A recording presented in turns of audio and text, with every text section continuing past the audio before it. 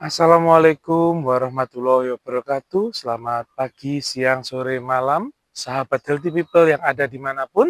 Berjumpa kembali dengan saya, Dr. Onza Pramudita Eksandira. Saya adalah mahasiswa Prodi Mars Universitas Muhammadiyah Yogyakarta.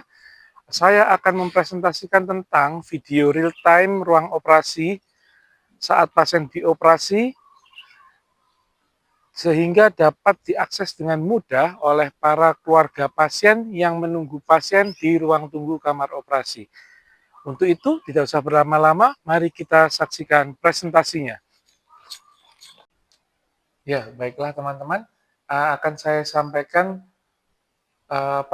gambar dari proses di mana video real time itu diambil dan beberapa hub atau penghubungnya itu nanti akan kita tampilkan di gambar sebagai berikut.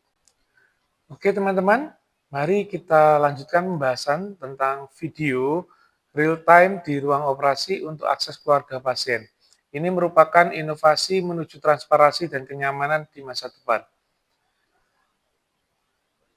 Jadi ruang operasi itu adalah merupakan area tertutup dengan akses terbatas demi menjaga sterilitas dan keamanan prosedur medis. Namun keterbatasan ini seringkali menimbulkan kecemasan pada keluarga pasien. Nah, untuk itu rumah sakit yang modern saat ini sudah mulai memanfaatkan teknologi video real time yang memungkinkan keluarga pasien menyaksikan jalannya proses operasi tersebut di ruang tunggu secara aman dan terbatas.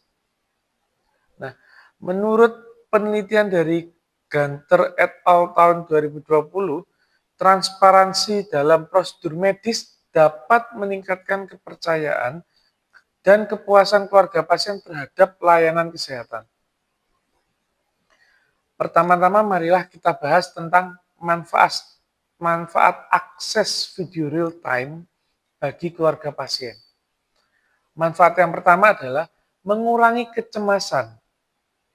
Jadi sebuah studi oleh Wong et al. Tahun 2019 menunjukkan bahwa keluarga pasien yang mendapat informasi langsung tentang jalannya operasi menunjukkan tingkat stres yang lebih rendah dibandingkan dengan keluarga pasien yang tidak mendapatkan informasi atau video secara real time jalannya operasi. Dan yang kedua adalah meningkatkan kepercayaan terhadap tim medis.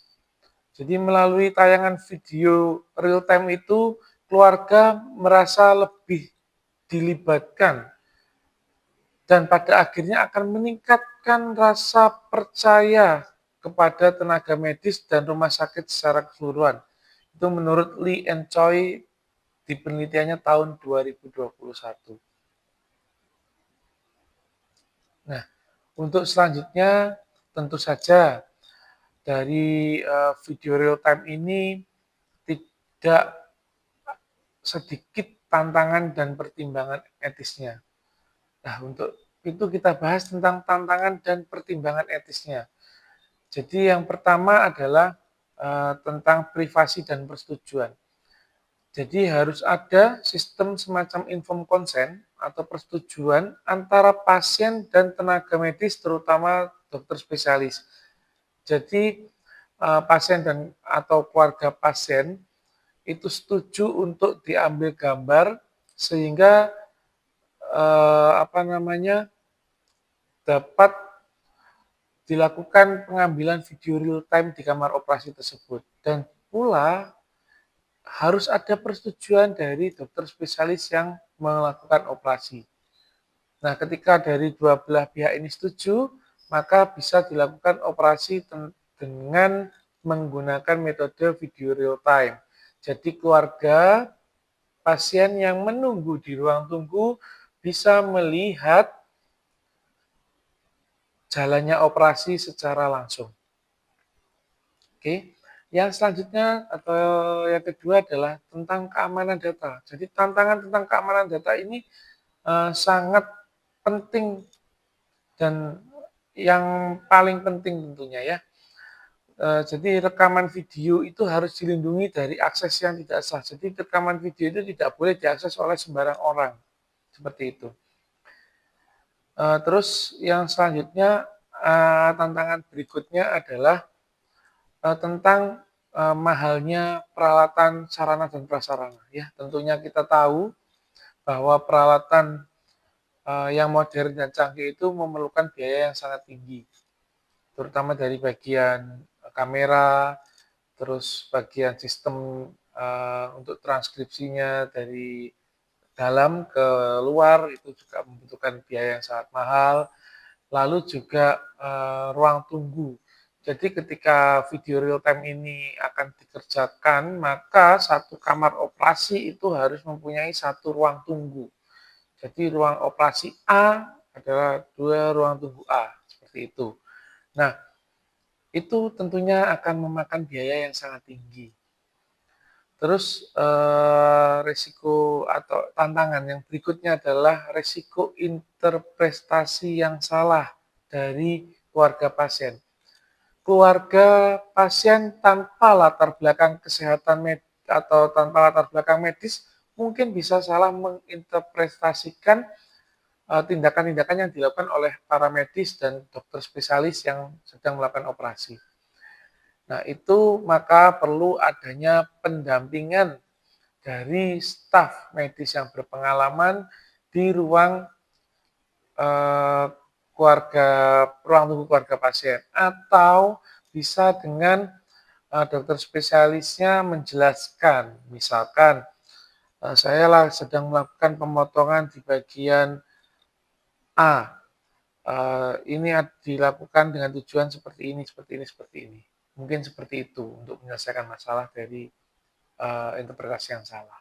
Nah, untuk selanjutnya, teknologi yang digunakan, ya teknologi yang digunakan seperti yang sudah saya singgung tadi sebelumnya adalah kamera HD yang steril di ruang operasi tentunya, terus sistem internet yang kuat, lalu ada juga router atau penyambung antara kamera yang ada di kepala dokter biasanya dan disambungkan ke monitor yang ada atau layar TV atau LCD yang ada di ruang penunggu pasien. Untuk selanjutnya, sampailah kita pada kesimpulannya. Jadi penerapan video real time dari ruang operasi untuk dilihat oleh keluarga pasien di ruang tunggu yang khusus tentunya itu adalah merupakan langkah inovatif masa depan yang potensial dalam meningkatkan kualitas layanan kesehatan, transparansi, dan kenyamanan bagi pasien dan keluarganya. Jadi semua layanan yang saya bicarakan tadi tentang video real time itu akan disajikan secara inklusi tanpa memandang jenis pasien, baik itu pasien BPJS, baik itu pasien umum atau pasien asuransi lainnya. Jadi layanan tersebut merupakan layanan yang dapat diakses atau dapat digunakan oleh semua pasien yang berobat di rumah sakit ini. Tentunya di masa depan kita berharap bahwa rumah sakit saya, terutama rumah sakit Dr. Harjono Ponorogo, bisa menerapkan video real time tersebut.